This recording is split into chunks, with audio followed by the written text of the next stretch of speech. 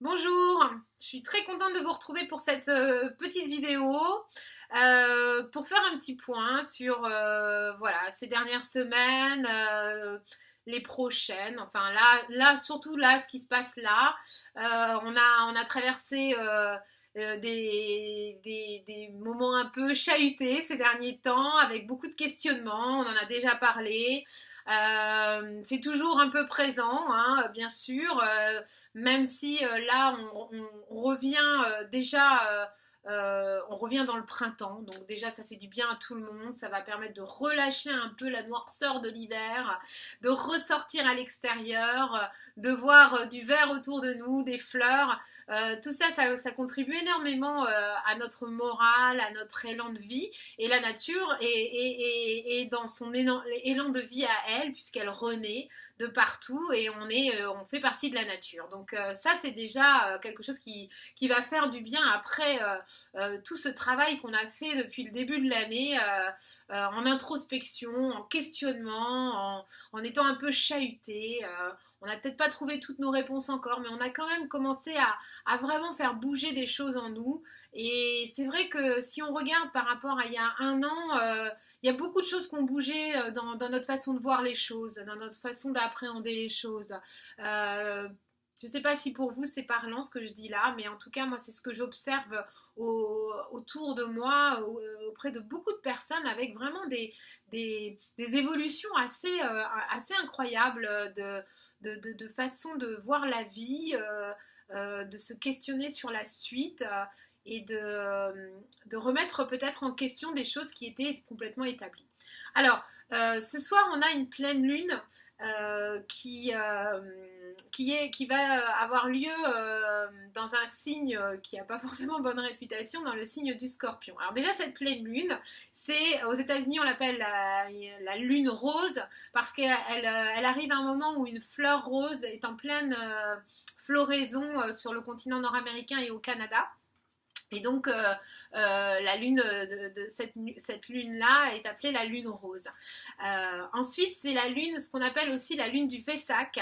Et ça correspond dans la religion bouddhiste à l'illumination de Bouddha. Donc, c'est encore une fois, on est dans cette notion de lumière, de compréhension, d'éclairage, voilà. Donc, on est dans une lune qui nous propose d'aller vers quelque chose de plus lumineux que ce qui avait derrière nous pendant l'hiver. Donc c'est rose, c'est lumineux, mais c'est quand même en scorpion. Et le scorpion, lui, alors moi je l'aime beaucoup. J'aime beaucoup l'énergie de ce signe parce que c'est un signe qui a la capacité d'aller visiter les profondeurs, d'aller là où personne ne va et d'aller en faire remonter de ces profondeurs des choses dont on a absolument besoin pour comprendre, avoir des éléments de compréhension par rapport à qui on est et ce qu'on a à transformer. Donc le scorpion, il nous aide à ça. C'est une énergie vraiment puissante et quand elle est prise dans tout ce qu'elle a de positif, c'est un allié de choix pour la transformation. Donc c'est pour ça que moi j'aime bien. Alors, donc, une pleine lune en scorpion, qu'est-ce que ça veut dire? Alors, une pleine lune, donc déjà la lune, c'est ce qui ça nous relie à notre inconscient, à l'invisible, à à la partie de nous qui n'est pas, qui est dans l'ombre et qui a besoin d'un éclairage pour apparaître, d'accord? Quand la lune est pleine, elle est totalement éclairée par le soleil, donc on a la capacité d'avoir une vision plus claire des choses, une vision plus consciente de ce qui habituellement reste dans la zone de l'inconscient. Ça, c'est déjà le propre d'une pleine lune. Maintenant, une pleine lune En scorpion, alors là on rajoute une couche puisque ce que je viens de vous décrire, c'est renforcé par un signe qui va, comme je viens de le dire, vraiment dans les profondeurs, qui n'a pas peur du noir, qui n'a pas peur de l'obscur et qui va aller chercher au fin fond des tiroirs ce qu'on a voulu laisser à la cave, tout au fond, qu'on a carrément mis avec une pierre au fond du lac. Eh bien le scorpion, lui, il va aller le chercher, il va le faire remonter à la surface et il va dire c'est quoi ce truc? Et il va nous demander, il va nous proposer de cette fois-ci s'en occuper, le voir, le traiter. Alors tout le monde n'est pas concerné de la même façon. Moi, ce que je vous livre là, ce sont les énergies disponibles. Bien évidemment, quand on rentre dans un travail astrologique plus poussé, on regarde son signe, son thème astral, etc. Moi, je rentre pas là-dedans. C'est pas ma spécialité du tout. Mais en revanche, j'aime bien et depuis plus d'un an et demi que je navigue avec ces outils-là que je connaissais auparavant, mais là je navigue avec ces outils d'une manière un petit peu différente. Eh bien je vois à quel point ça m'aide à naviguer justement en observateur. Ça me pousse à l'observation à l'intérieur de moi et ça me fait trouver des choses ou pas, mais ça me met en mode observation. Et ça, c'est ce qu'on recherche en premier lieu pour se mettre en pleine conscience de qui on est, de comment on fonctionne, de ce qu'on veut changer, de ce qu'on veut garder, etc. Donc ce qui m'intéresse dans tout ça, c'est l'observation. Alors, l'énergie de cette pleine lune est disponible pour tout le monde. À chacun de voir comment elle va venir s'inviter chez nous. Est-ce qu'elle va venir s'inviter de manière très forte, c'est-à-dire en faisant remonter des émotions assez puissantes, très désagréables, mais qui sont là simplement pour nous dire quelque chose et qui sont le passage obligé pour la transformation. Depuis plusieurs mois, on se dit qu'on a envie de changer des choses, qu'on a envie d'améliorer, qu'on a envie d'aller vers des choses nouvelles. Ok, mais là, il y a peut-être des choses qui sont encore devant nous sur le chemin et des grosses pierres qui empêchent qu'on aille plus loin. Et ces grosses pierres, il faut les enlever. Il faut trouver la force, le courage, peut-être aller trouver des alliés, des copains, des spécialistes pour dégager ces grosses pierres du chemin. Donc là, l'invitation de cette énergie, de cette pleine lune, eh bien, c'est de voir la grosse pierre, parce que on l'a peut-être même pas vue, hein, ou alors on est resté, on s'est dit ah bah ça c'est, je peux pas aller plus loin sur ce chemin-là, là je suis face à, et puis on s'est pas rendu compte que c'était simplement une grosse pierre à bouger. On a cru qu'on était face à une montagne, mais non, on peut la déplacer. Donc ces révélations, parce que le scorpion c'est aussi le signe de la révélation, du mensonge et de la révélation, donc on peut avoir là à travers cette pleine lune des révélations, des choses où on se dit ah mais oui mais c'est ça, ah mais oui, ah mais ça je veux le changer. Moi par exemple, là je le sens depuis hier, hein, y a un sujet clair qui est en train de se présenter à moi, c'est pas trop perturbant, mais par contre ça vient vraiment me titiller là depuis hier, et clairement ça m'oblige à dire clairement à l'intérieur de moi, ça j'en veux plus, ça c'est terminé, c'est fini, c'est réglé, on passe à autre chose. Et voilà, c'est une forme de je lâche quelque chose qui m'a accompagnée pendant longtemps et que maintenant je lâche. C'est remonter à la surface, ça a été vu et c'est consciemment abandonné pour faire la place au nouveau, à quelque chose de nouveau. Donc voilà, ça peut être ça. Il y a des gens qui vont plutôt être ce week-end en mode détox, en mode je relâche tout, je me détends, je profite, je regarde, je laisse venir à moi un sentiment authentique de ce que je suis, de ce que j'ai envie d'être. Je me mets en mode pause. En plus, c'est le week-end du 1er mai, c'est propice à ça. Il y a des gens, voilà, ça va être plus ou moins fort chez les uns et chez les autres. Bon, c'est vrai que le scorpion, parfois, il va faire remonter des trucs pas très sympas, hein, mais quand c'est... Moi je pense que de toute façon, les choses qui nous font le plus peur, le plus mal, dans le sens, nous impactent le plus, nous confrontent le plus, ce sont les choses qui cachent les plus belles, les plus beaux potentiels pour nous. C'est-à-dire que derrière la plus grande peur, il y a le plus beau cadeau qui nous... La plus belle satisfaction, la plus belle récompense, la plus belle aspiration qu'on peut rechercher. Plus la peur est grande, plus ça veut dire qu'il y a quelque chose, il y a un trésor pour nous derrière. Donc ça vaut le coup d'aller traverser tout ça, ces émotions, ces peurs qui peuvent éventuellement remonter. Et puis sinon, c'est bien de se connecter à tout ce qui peut se présenter à nous et qui vient demander à être transformé. Parce que des fois, c'est des toutes petites choses. Hein. Ça peut être des choses de notre routine quotidienne, dans notre travail, dans notre relation amoureuse, voilà, et qui demandent à être transformées. Donc, se mettre à l'écoute de ça, observer. Aujourd'hui, c'est la pleine lune, mais demain, après-demain, pendant 2-3 jours, elle va avoir ses effets. Donc, je vous invite à l'observation par rapport à ça. Et n'ayez pas peur si des choses plus lourdes remontent. C'est un cadeau qui invite à la transformation. La deuxième chose que je voulais vous dire, c'est que on arrive à un moment clé, vraiment clé, où on va devoir faire le choix entre deux options.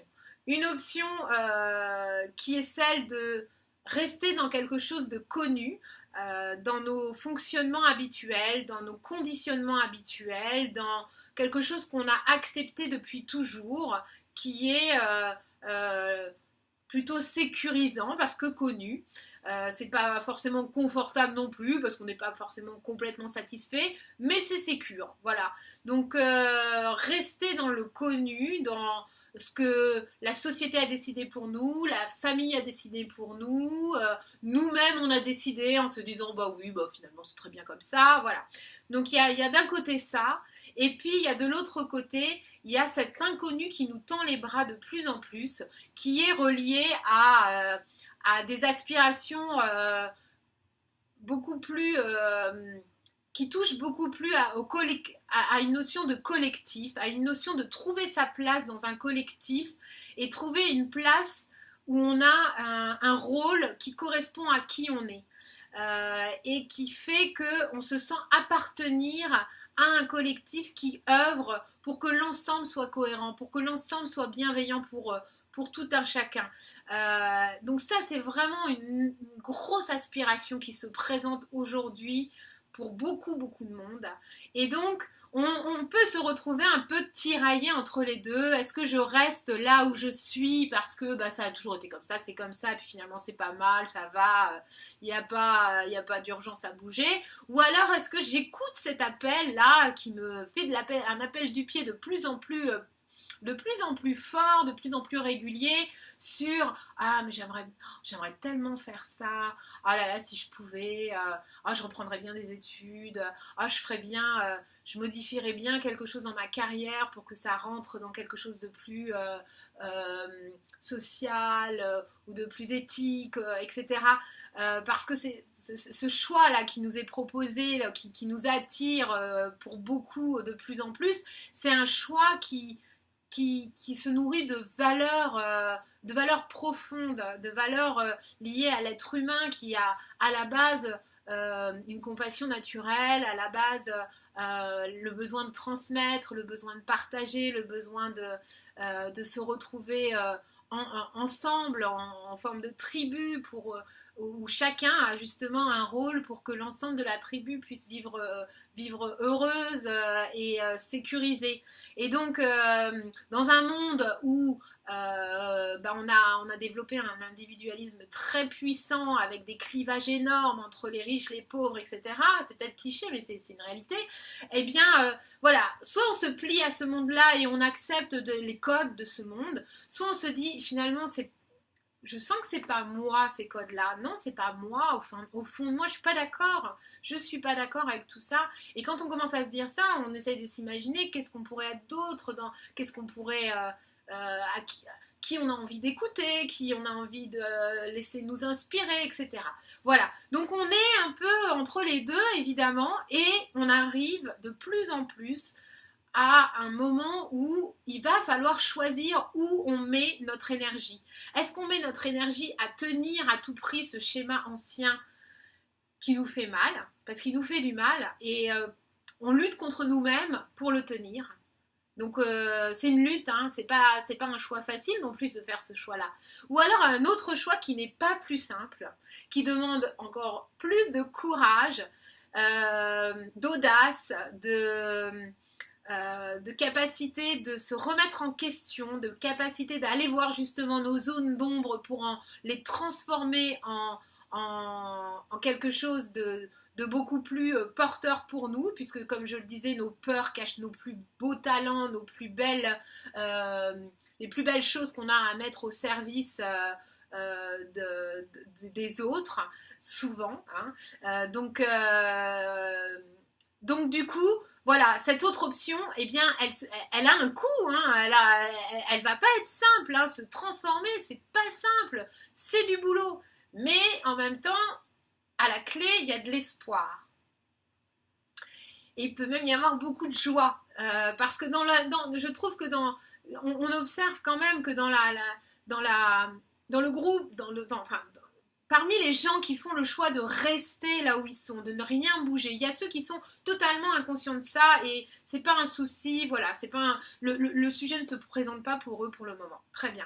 Après, il y a les gens pour qui il se présente, mais il y a une résistance. Et ces gens-là, aujourd'hui, si on les observe, il y a peu de joie dans leur vie. De vraie joie, hein, de l'amour pur, de la joie, de la capacité à s'émerveiller pour tout ce qui nous entoure. Il y en a peu. Il y en a peu. Alors, ils sont en sécurité, ils sont au chaud là où ils sont, mais il y a peu de joie. Et la joie, c'est quand même ce qui nous... C'est la vie en nous, hein. Si elle ne s'exprime pas, c'est qu'il y a quelque chose qui est en train de mourir. Donc, quand on fait l'option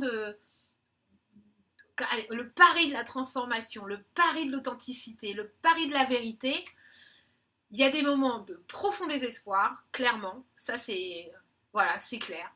Et il y a des moments de joie pure, intense et complet. Les deux cohabitent, voilà. Et ça c'est une garantie, voilà. C'est une garantie, c'est du vécu et